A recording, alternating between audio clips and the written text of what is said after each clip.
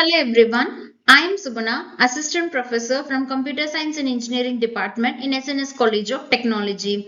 In this video, we are going to learn about the React JS, which is a very important topic in full stack development, and it is also a core part of MERN stack. So instead of starting with the definitions and syntax, today I will explain the React by using a simple real world story so that even beginners can clearly understand why React is needed and how it works. So let us begin. Here the story is the hero story, the magic scoreboard. Let me ask you a simple question. Where does your focus go during the moment a runner's foot touches the finish line? So your eyes immediately go to the scoreboard, right? So as a sports fan, we depend on the scoreboard to tell us who is winning, what is the score, and whether the match is still is in progress or finished. So the scoreboard must update instantly. If it does not, we feel confused and frustrated. In today's story, the scoreboard is our hero, and that hero is the React JS. So let me move on to a problem statement. So the problem statement is, so let us understand this in the user point of view. Imagine a situation, the game is happening live. Players are scoring points, but the scoreboard is not updating. What happens? You keep on waiting, you just refreshing the pages, still there is no update. So this creates anxiety for the user, and it also creates a poor experience, and it creates a lack of trust in the entire game board scoreboard system. So this is a very common issue in traditional web applications where the front end is not dynamic if it is in a static way. So we can define this problem. So what exactly the problem here is? The real problem is that the interface has lost its pulse, right? So the front end does not respond to change, does not update in real time, becomes a single point of failure. This is where we need a smarter solution. So let me think of that solution. So we think of all the possible solutions first. So one option is manually requesting the update again and again. Another option is using server sent event, but the best solution is using React JS. So why we need React JS? Because React handles the user interaction efficiently, and it updates the user interface on the screen automatically, and it keeps the interface synchronized with data.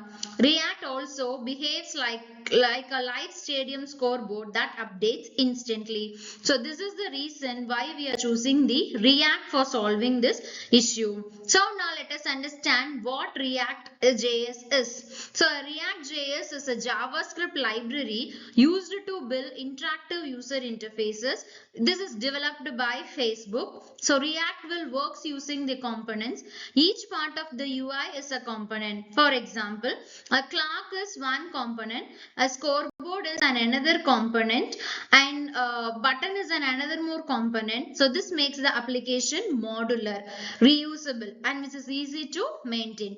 So let me explain the prototype workflow and also outcome of this React JS. So let's see how this React actually works. So in React, each component has its own state. So which means each state will represent the dynamic data. Dynamic data means the data will change from time to time. So when a state change, the UI will update automatically. So React will use something called the virtual DOM. DOM is nothing but the document object model. So instead of refreshing the entire page, React will compare the old UI and the new UI. So it will update only the changed part. So in our story, only the score number changes, the background remains the same. This makes the React very fast and efficient one. So this is the ecosystem of the React and routing. So from this, React does not work alone. It has a powerful ecosystem. So it has Redux or context for state management, Axios or fetch for API communication, and the routing will allow us to navigate from one page to another page without reloading the browser. This is why the React application feels like mobile application, and it is also faster. And this is the React communication flow. So React flows in a unidirectional data. It is not a bidirectional one. This means the data from parent to child component only, not from child to parent in a reverse direction. Communication happens using props and states. So that is, this approach makes the application predictable, and it reduces the bugs, and it also improves debugging. And this is the conditional UI flow and testing of this React JS. So since React is a very powerful when it comes to conditional rendering, for example, if a data is loading, shows a loader. If the internet is disconnected, shows a waiting for signal. If the score changes, it will display as an update instantly. So during the testing part, when the database score changes, the UI updates in less than 1 second. When the internet is turned off, the user sees a clear message. When the app is reopened, the latest score is displayed. This ensures the smooth user experience.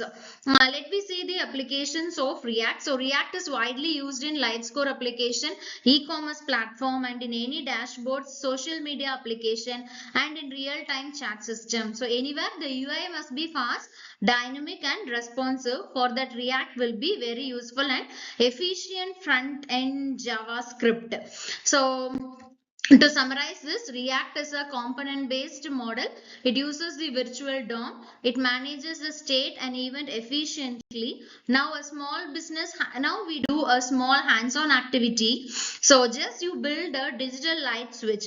Display the light is on or the light is off. Toggle using a button. So for doing this, ask yourself, what is the state, light status? What is the event? That is nothing but the button click.